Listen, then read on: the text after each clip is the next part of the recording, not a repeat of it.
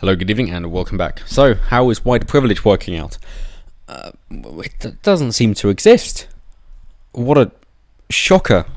Yeah, stereotyping people based on skin colour isn't an effective way to understand individuals. Funny that. As we see here, poor white teenagers in Britain's left-behind ex-industrial and coastal towns are least likely group to go to university, Watchdog warns. So they made up 90% of those in the bottom fifth of people likely to go to university, and the Office for Students suggests more belief in equality of opportunity in big cities. What a load of bullshit. Yeah. Clearly it's all to do with equality of opportunity, not, equality of outcome when it comes to quotas and scholarships and being dependent on your skin colour and genitals. It's got nothing to do with that. It's clearly just how much you believe in opportunity. So yeah, that ship sailed a while ago. And decline of local institutions and civic engagement has fed left behind feeling. Yep, I don't think it's just a decline of local institutions and civic engagement. I think it is actually the continued narrative pushed again and again in order to say that, white people are evil and they have this innate white privilege that even Bernie Sanders in the US got on board with. To try and say that a white homeless man has more privilege than a successful black man because he's white. It's like, well, at that point, what do you even mean by white privilege? What does it mean? As far as I can see, white privilege could be shortened to being white. And there's no privilege there. It seems instead, to me, to be that using the phrase white privilege is no attempt whatsoever at trying to give an accurate description of reality, but instead is a way to try and make yourself feel better while you're denigrating people based on race or ethnicity. That seems to be what it's all about, in my humble opinion, and I think we can all agree that that is abhorrent. For two reasons. One is basing an individual off of a group characteristic is not as reliable as you would like it to be, unfortunately. For group generalizations, it might have some use, but as an individual, it's not really going to help. And secondly, if you do hold such views of white people are evil and the like, then don't try and hide behind it by saying, white privilege exists, and that's why I have these views, because they're given so much stuff and providing no evidence. No, just be a person of your conviction and stand by your stance to say, no, this person should be treated badly because of their ethnicity or their skin colour or where they were born. Stand by it. Go ahead. Actually say what you believe in and stick with it. But of course they're not going to do this. Because say we like about the left, they are quite good at language games. And we've seen, as I say, with Priti Patel trying to join in on leftist language games, saying, selfless police officers. So, you're not quite getting it there, love. You tried, but it was a swing and a miss. So yeah, they are good at it. And by all means, try and beat them at their own game. But don't just be focused on playing catch-up, but actually try and go one step ahead.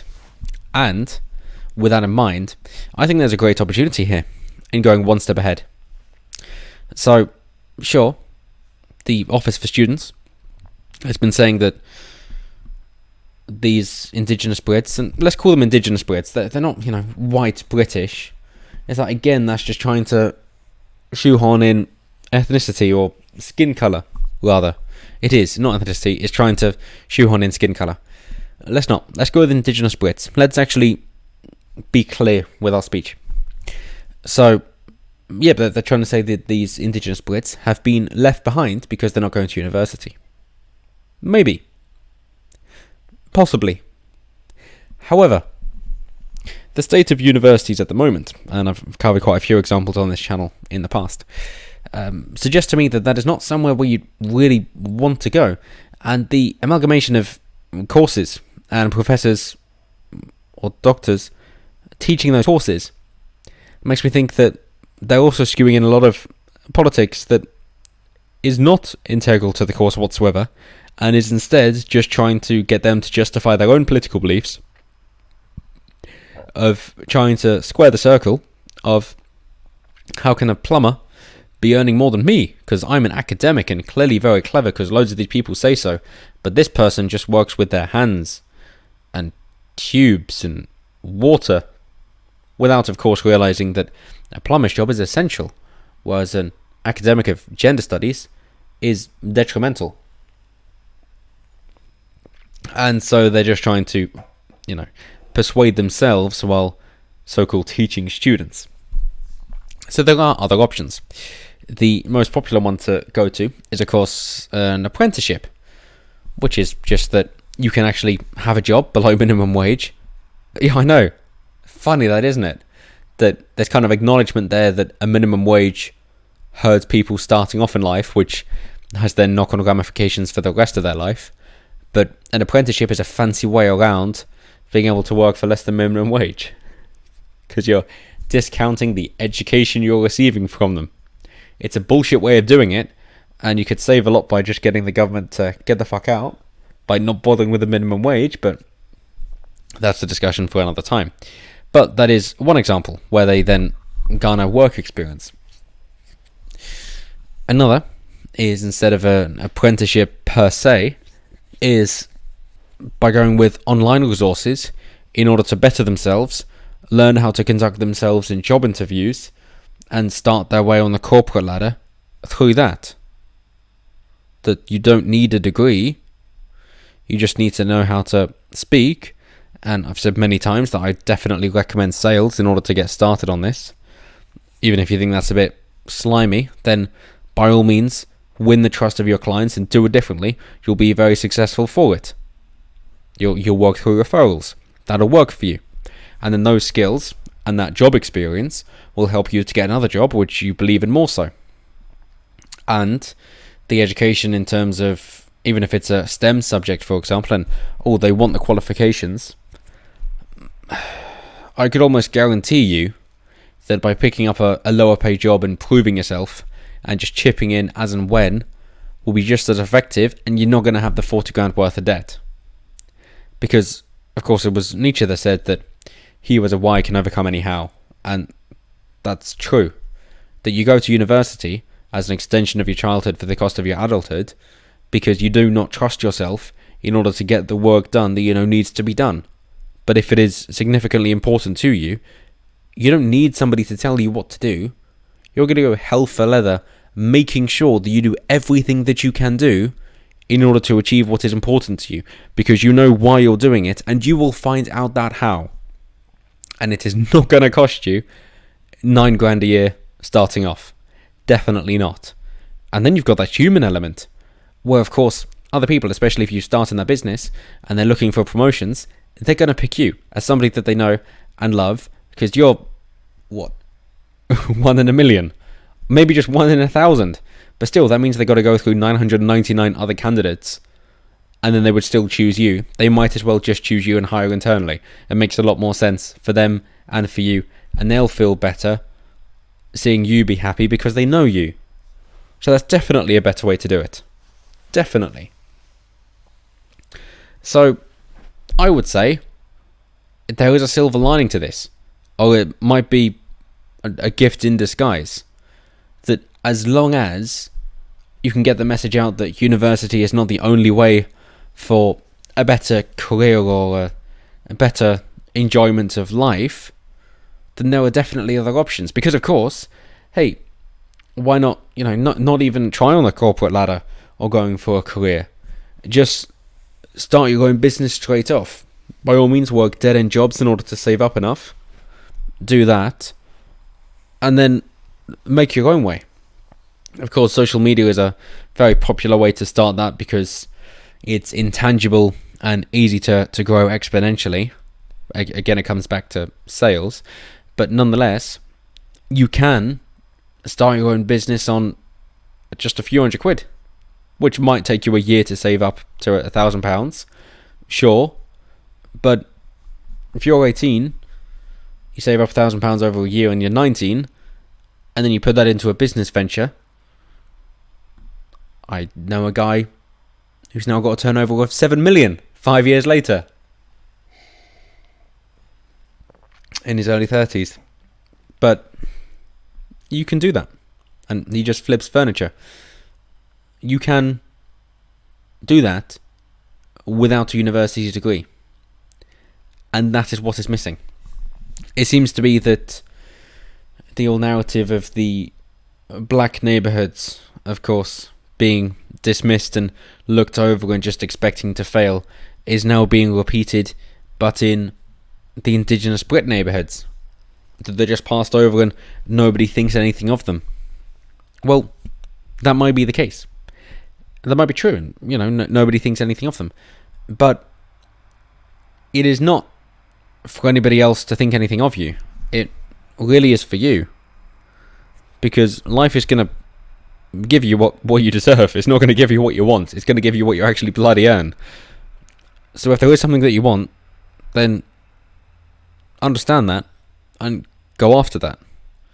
And that is what really, really needs to be said in these indigenous Brit neighbourhoods. That nobody is going to give you it.